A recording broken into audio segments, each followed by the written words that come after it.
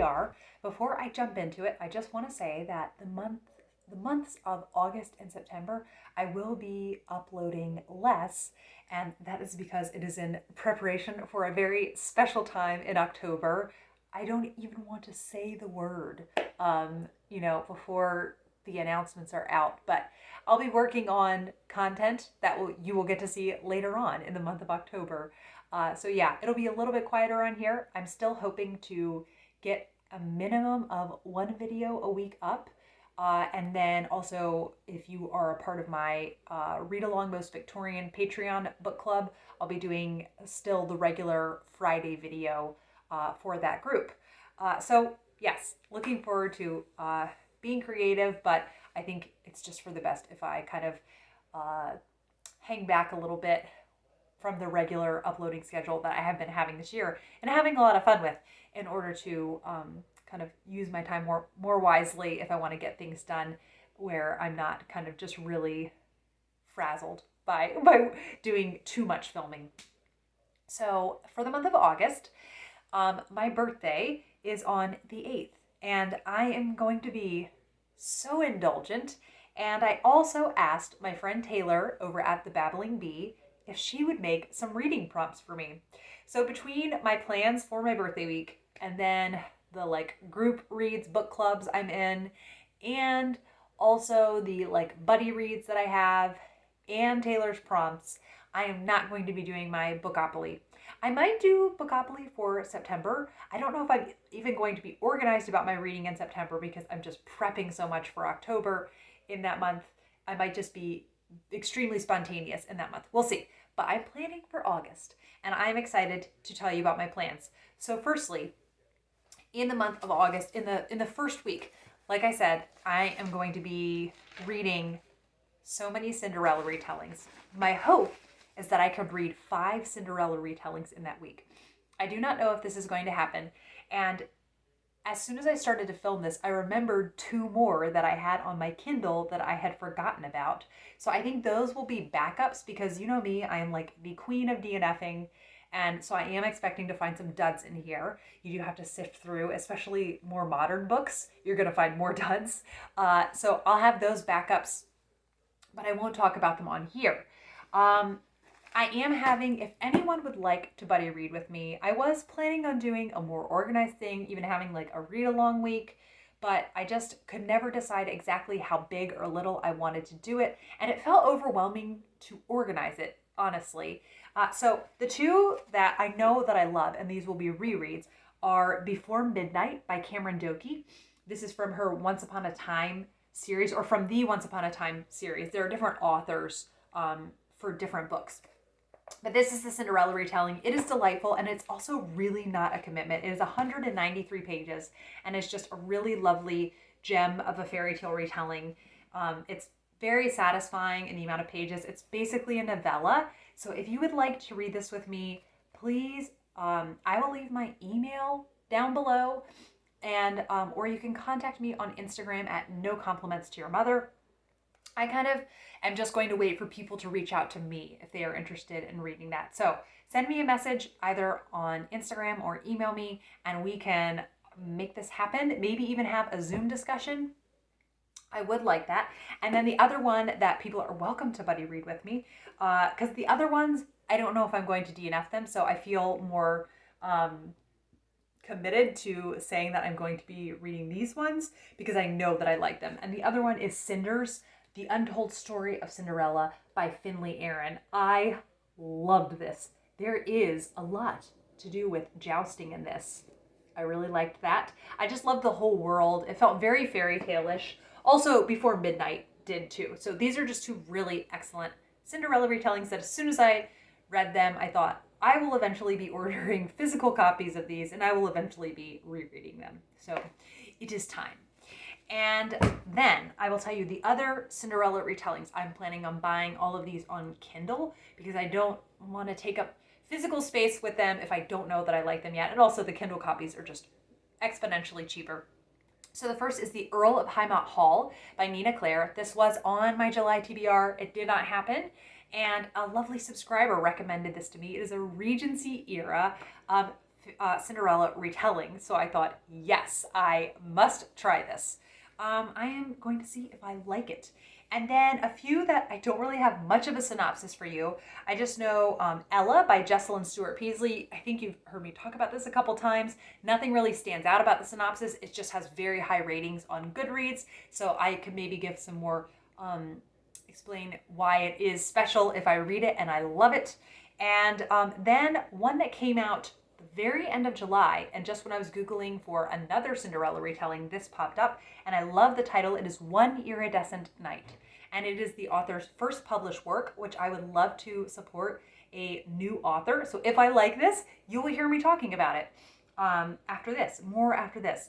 And then lastly, an Amish Cinderella retelling called Ella by Sarah Price, and there are 3 in this series of other Amish fairy tale retellings. I have no idea what to expect with this. The story of Cinderella does lend itself to being retold in a lot of different formats.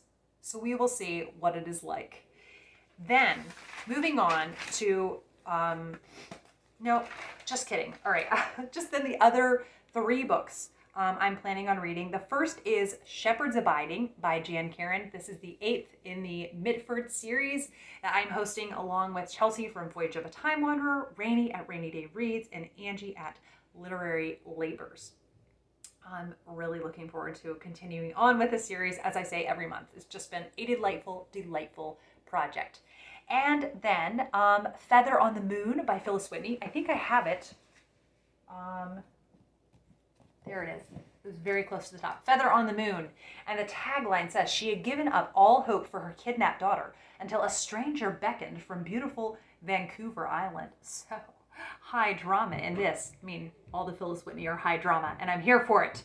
I'm reading that with Bree from Falling for Romance, and very much looking forward to that. And lastly, The Window at the White Cat.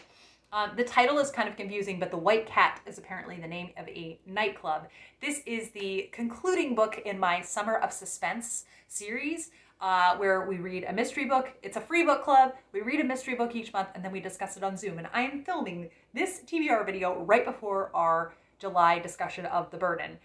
So it's been so fun to read mysteries with critical readers and hear their thoughts and just go in depth. Lovely, lovely people to talk books with. Book people are great, aren't they? Then, all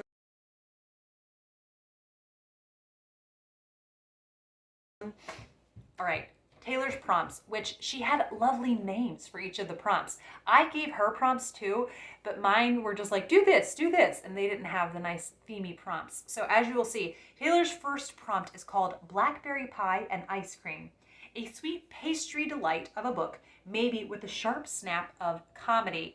Now, I have 2 picks for each of these, and I'm going to do try a chapter. So, follow me on Instagram. No Compliments to Your Mother is the name of it. And if you follow me there, you'll see me do my try a chapter kind of thing. So, I'm excited about this, and I'm torn. The first one, I've really struggled with Lucia in London, but I know so many people love in the series, the 4th in the series, Mapp and Lucia. And I finally, do I still have my bookmark in here? Oh, I took out my bookmark. That was silly of me. And I finally have access to the audiobooks of these. They are on Hoopla.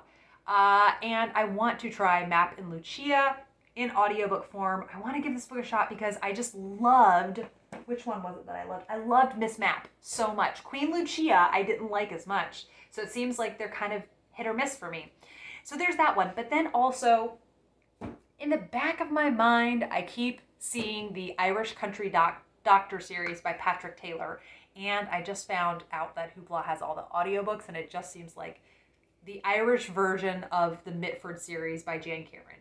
And like, it has a lot of humor. The protagonist moves to this small town in Ireland and becomes a doctor, and there's lots of funny things. It basically seems like the, what do I want to say? It seems like the doctor version of All Creatures Great and Small by James Herriot. Very on brand for me, and I want to try it. So I'll be trying a chapter of both of those.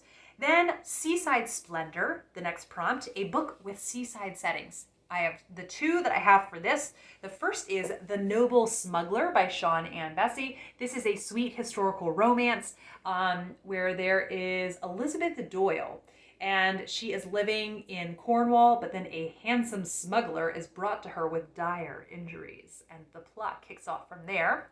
And then in the Roar of the Sea by S. Baring-Gould. I kept thinking it was In the Road to the Sea. This is an obscure Victorian novel, and so I kept Googling In the Road to the Sea and not finding it. And thank goodness, finally in my Google search history, I found I had miswrote it, like copied it down in my list. It's In the Roar of the Sea.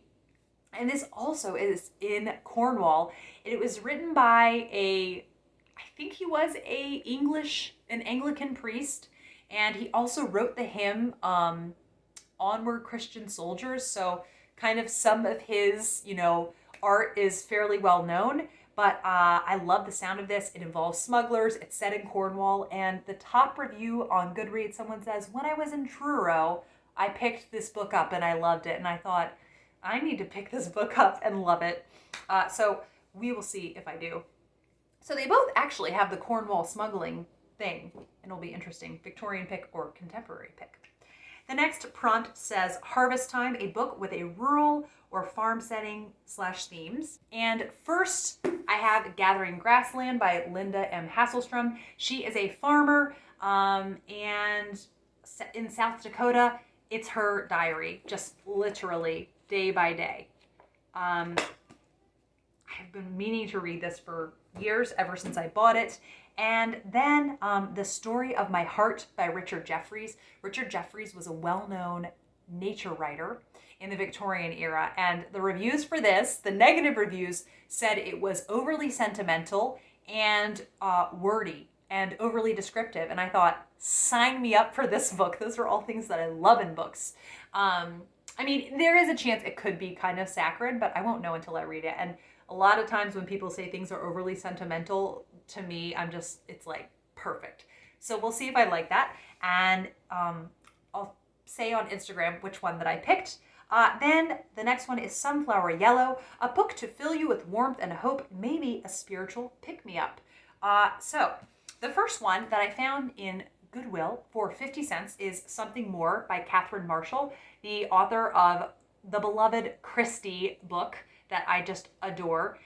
This is kind of a spiritual memoir of sorts. I think it starts out when one of her grandchildren died tragically, and it was like an infant that had passed away. So it's going to start out really, really low, but kind of how you grapple with that. And the tagline is In Search of a Deeper Faith. I love Catherine Marshall's writing. I've been meaning to read more by her. And the other one that I'm contemplating reading is Towers in the Mist by Elizabeth Goudge. She incorporates spirituality really organically and just beautifully in her books. It's set in Ely.